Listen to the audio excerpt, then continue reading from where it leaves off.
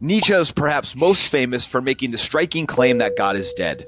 He writes, "God is dead, God remains dead, and we have killed him." Now, what does this mean?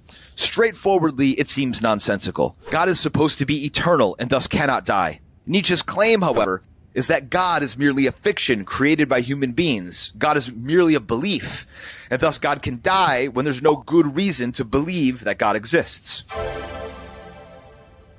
So what is the justification for claiming that God is a fiction? The answer lies in the function of the idea of God. According to Nietzsche, the idea of God was created to help people handle widespread and seemingly senseless suffering. The ancient Israelites, who brought forward the Judeo-Christian God, lived in horrible conditions. For many generations, they were enslaved, beaten, and killed. Under such immense duress, it's perfectly reasonable for them to find some reason to explain their suffering and hope that those responsible for inflicting suffering will be punished. The idea of God plays that role. The idea of God emerges to provide light in a dark world. From antiquity to today, most people turn to God when awful tragedies happen, when loved ones are killed by active shooters, trapped in cities bombarded by hurricanes, or diagnosed with cancer. For many, belief in God provides strength to endure such misery. Belief in God also provides hope that when our loved ones pass away, we can live with them again for eternity. Belief in God ensures that no loss is inconsolable, no injustice unrequited, and that we can finally have everlasting peace, no matter the misery that we have to go through to get there. For Nietzsche, then, there's a natural explanation for belief in God. God is a psychological fabrication created to soothe distress, ease trauma, and provide companionship in the face of suffering. But, Nietzsche says, we don't need God to address these challenges. Rather than trying to escape suffering by embracing some otherworldly entity, Nietzsche thinks we should utilize suffering to better ourselves. A truly meaningful life turns on achieving personal excellence, and such excellence requires overcoming struggle. People like Nelson Mandela, Emma Goldman, and Ludwig van Beethoven achieved greatness by facing down hardship. Nothing truly exceptional in this world comes merely from peace and satisfaction. As Nietzsche says, quote, "The discipline of suffering, of great suffering. Do you not know that only this discipline has created all enhancements of man so far?" Belief in God sustains weakness. Here's the Bible, quote, "Blessed are the meek, for they shall inherit the earth," end quote. Walking with God for Nietzsche is walking with a crutch. If we face suffering on our own, we are stronger and we have greater potential for excellence. Interestingly, Nietzsche holds that many modern atheists continue to believe in God, but they don't recognize it. Quote, "This deed," that is, the death of God, "is still more remote to them than the remotest stars, and yet they have done it themselves," end quote. Atheists often fail to understand the true extent of atheism. How could this be? The answer is this. Atheists continue to embrace traditional moral principles. For example, the principle that we should respect people or reduce suffering. And these principles imply that all people are morally equal.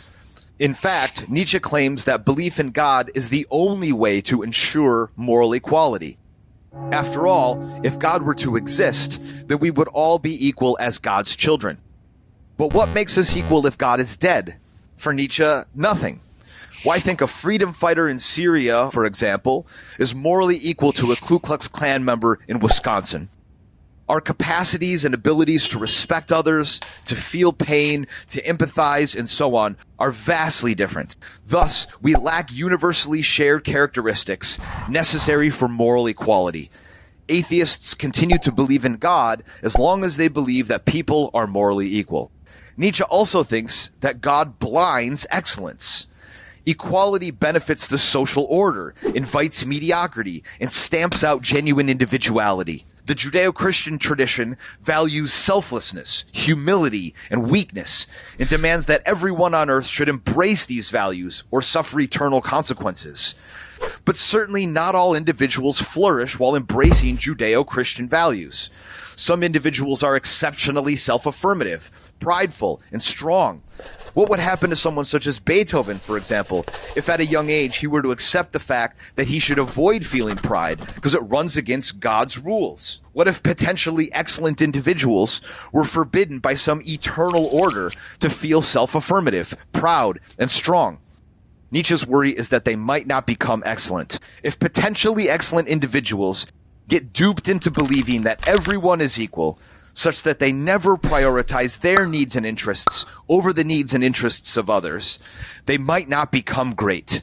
Belief in God hinders the possibility of greatness. God is dead, Nietzsche says, and advancing humanity requires defeating the vestiges of God found in traditional morality and moral equality. Nietzsche, then, is not merely an atheist. He is an anti-theist. Belief in God stifles flourishing.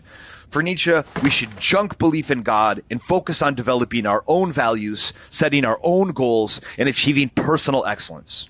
Now, in the end, there are important questions to consider. First, which is more plausible? Nietzsche's view about the origin of the idea of God, or other accounts, such as the account that it's just true that there's really a God, and that's why people believe. Second, does belief in God indeed encourage weakness and sap self-reliance? Third, does morality require equality? And does belief in equality require belief in God? And finally, does belief in God indeed limit the development of excellence? Answers to these questions are necessary for a full evaluation of Nietzsche's provocative claims.